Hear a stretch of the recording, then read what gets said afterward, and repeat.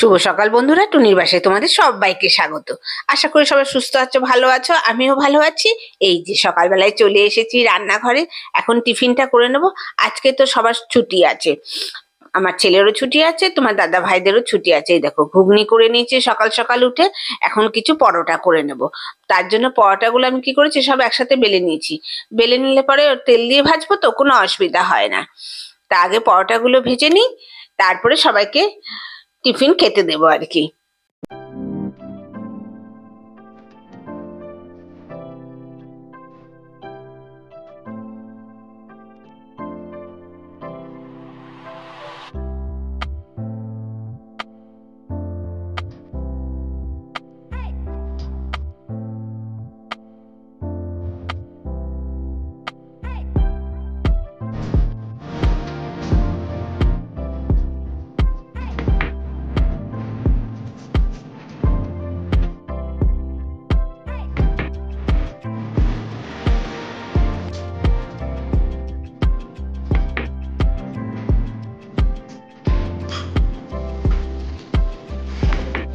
এই দেখো এদিকে দুপুরে কি রান্না করবো সেটাও গুছিয়ে নিয়েছি। এটা হচ্ছে ঝিঙে, পটল, আলু আর বরবটি আর হচ্ছে কাটোয়ার ডাঁটা, আর সঙ্গে পটল আর আলু কেটেছি, আলু পটলের একটা তরকারি হবে। আর ডাঁটা, ঝিঙে, কাটোয়ার ডাঁটা দিয়ে চিংড়ি মাছ দিয়ে একটা লাবড়ার মতন হবে। চিংড়ি মাছ দেবো, এটা খুব টেস্ট হয় তরকারিটা, জানো না তো। ঝিঙে, ডাঁটা, বরবটি, আলু, কুমড়োটা দেবো না, এখানে দেবো হচ্ছে গাঠি কচু। গাঠি কচু দিলে আরো টেস্ট হয়। তার জন্য লাগবে হচ্ছে টমেটো আর একটুখানি পেঁয়াজ কেটে নিয়েছি। এদিকে পটল আলুটা ভাজা শুরু করে দিয়েছি। রান্নাটা তাড়াতাড়ি করবো, রান্নাটা শেষ করে আবার পাশের বাড়ি পুজো আছে, সেখানে যাব। আর বলো না, বিকালবেলা চলে আসলাম আজকে ছাদ বাগানে। এই যে পুজো বাড়িতে গেছিলাম, ওখানে আবার খাওয়া দাওয়া করলাম, আবার প্রসাদও কতগুলো দিয়ে দিয়েছে জানো তো। আবার এত রান্না করেছি, সব রয়েও গেছে। তা বিকালবেলা চলে এসেছি ছাদ বাগানে, এখন একটু ছাদ বাগানে বসবো। আজকে অনেক দিন পর, বৃষ্টির পরে একটু আকাশটা পরিষ্কার হয়েছে, একটু রোদ বেরিয়েছে, সেই জন্য বিকালবেলা চলে আসলাম ছাদ বাগানে আর কি। তাই দেখো এই পাখিগুলো কিরকম কিচিরমিচির করছে।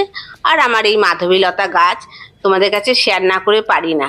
আমার মাধবীলতা গাছ জানো তো ছোটবেলা থেকেই খুব প্রিয়, তাই একটুখানি এখন মাধবীলতা গাছের পাশে বসছি। আজকে তোমাদের আরেকটি ফুল দেখাবো, সেটা এখনো সিক্রেট রেখেছি, এই জন্য তো ছাদ বাগানে এসেছি। দেখতে পারবে আমার ছাদ বাগানে নতুন সদস্য জন্ম নিয়েছে। কি যে আনন্দ লাগছে, সেই আনন্দের জন্যই তো তোমাদের কাছে আসা এবং তোমাদের সাথে শেয়ার করে নেব বলেই তো আসলাম। দেখতে থাকো আমার এই ছাদ বাগানে নতুন সদস্যকে। আর এই মাধবীলতা গাছের পাশে বসলে না অনেক রবীন্দ্রসঙ্গীত মনে পড়ে গো, তাই না? কত সুন্দর সুন্দর রবীন্দ্রসঙ্গীত গানগুলো আছে বলো তো। আর শুধু কি ছাদে এসেছি, নিয়ে এসছে কতগুলো ফল। তা ওই পুজো বাড়ি থেকে কতগুলো ফল দিয়েছিল, তা আম তো কেউ খায় না, সেই জন্য আমগুলো নিয়ে এসেছি। ওখানে সব খেতে পারিনি, আমি আবার একবারে সব খেতে পারি না, সেই জন্য আমগুলো এনেছি। এখন একটু রেস্ট নিয়েছি, তারপর তো ছাদ বাগানে আসলাম। এখন আবার বসে বসে এই আমগুলো আমি খাবো। ছেলেও খেতে চায় না আম, এই দেখো এখন আমগুলো বসে বসে খাবো।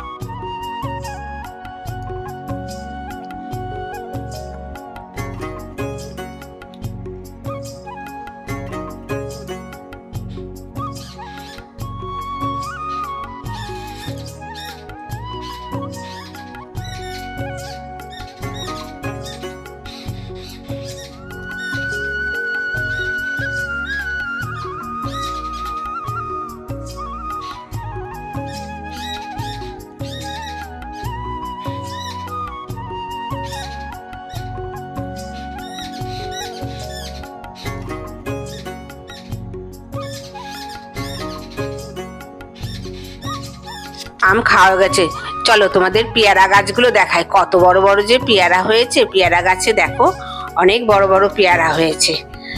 এগুলো একটু ডাসা ডাসা আছে, এখানেও ধরেছে। তাই তোমাদের পেয়ারা গাছটা এই বৃষ্টির জল পড়েছে বলে পেয়ারাগুলো এবার বেশ বড় বড় আর মিষ্টি হয়েছে। এই যে পেয়ারাটা পেকে গেছে।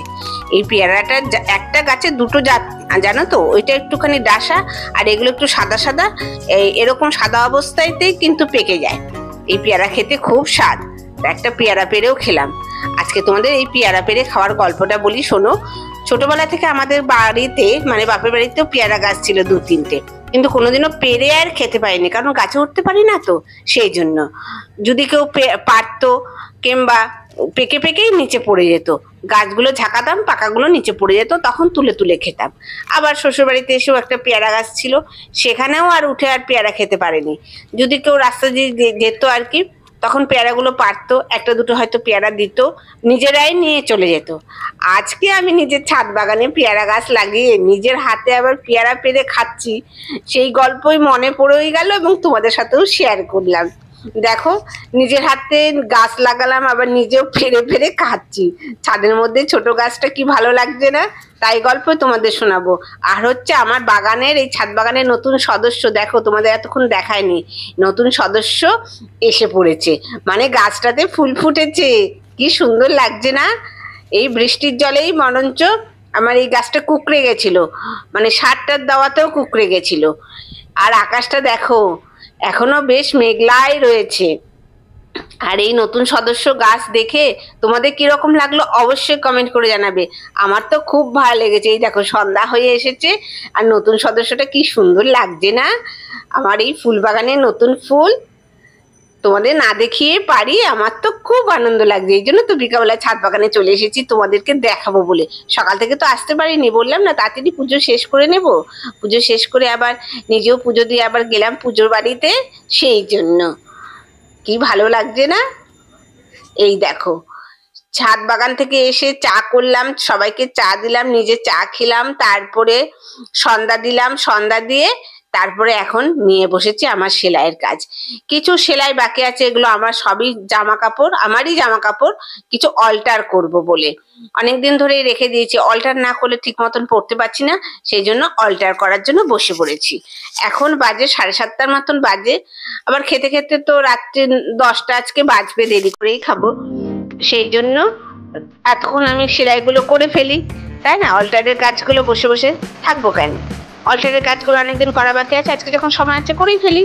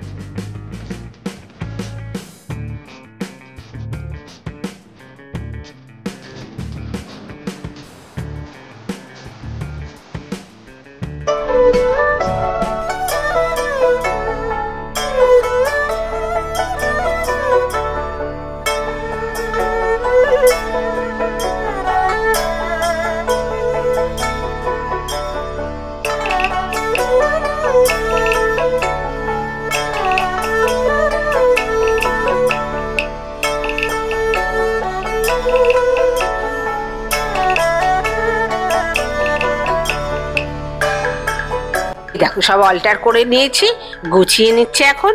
তবে এখনো কয়েকটা বাকি আছে, ওগুলো অন্যদিন করব।